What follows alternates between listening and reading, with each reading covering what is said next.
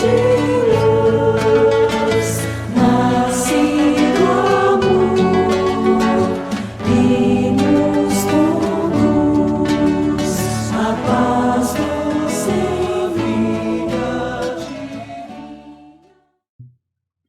A gente tem mania de dizer que desafios complexos são karmas reencarnatórios. Então, Juliana, eu acho que desafios complexos podem ser, né, questões que nós trazemos das experiências passadas. Porque eu acho que aquilo que a gente tem mais dificuldade de lidar, certamente é aquilo que nos marcou mais a consciência, né?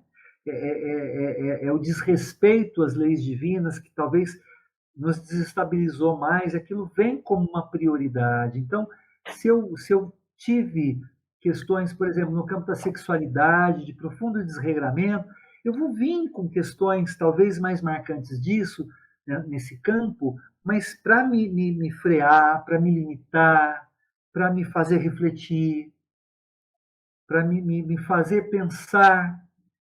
Se são questões com pessoas, né, bastante complicadas, eu acredito que podem ser, mas eu acho que a gente não pode estabelecer essa visão, porque quando a gente não entende a doutrina com a profundidade que ela se faz, e a gente pega um pensamento desse, né, a gente traz também a ideia de punição, a gente traz a ideia de eu tenho que pagar, eu tenho que sofrer, eu tenho que aguentar tal pessoa, eu não mereço ser feliz, eu não mereço atravessar essa situação né, de uma maneira digna. E tem pessoas que se auto-vitimizam, muitas vezes, nessa linha de pensamento. Não, eu fiz muita coisa errada no passado, agora eu estou pagando, eu não posso ter uma boa situação, não posso ter um bom emprego, eu não posso ter um bom relacionamento, eu não sou feliz nos relacionamentos porque eu prejudiquei, sei lá, meus parceiros.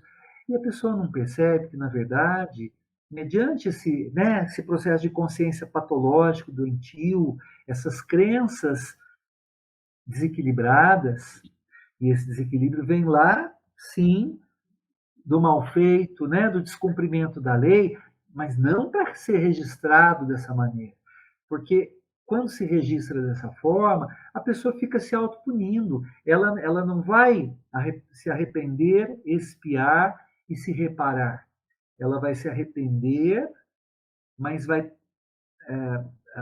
esse processo de arrependimento ele vai se desvirtuar para um processo de autoculpa, por um processo de desamor, por um processo de autovitimização, por um processo de crenças totalmente, sabe, que nos jogam, que nos tiram a energia e a vontade, né, de nos amar e de nos reconstruir, e fica aquele pensamento, não, eu mereço o mal que me acontece, eu mereço o desprezo que eu recebo, eu tenho que passar por isso.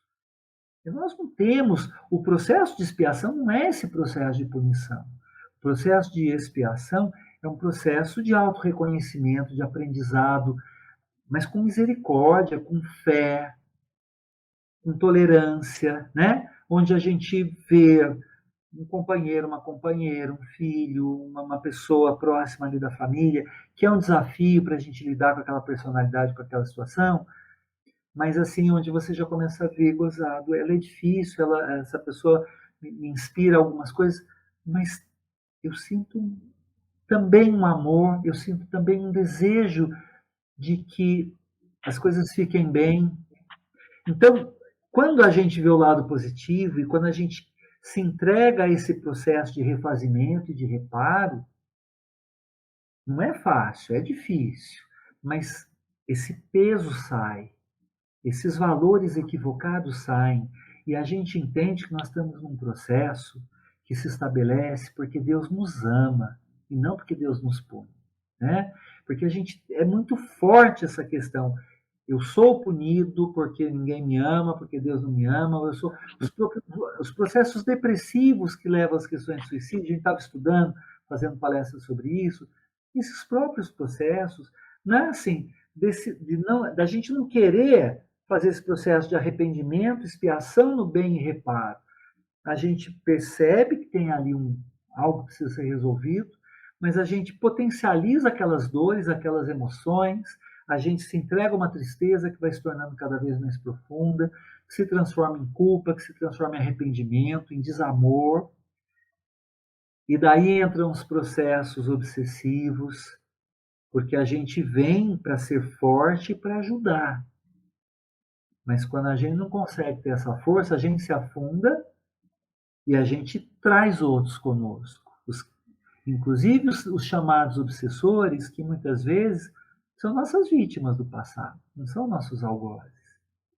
Então, olha como a gente precisa trabalhar a nossa consciência desperta, iluminada, a nossa força de vontade de transformar, de reconstruir, de resolver sim as questões, mas sem essa vitimização. Eu fiz, eu pago.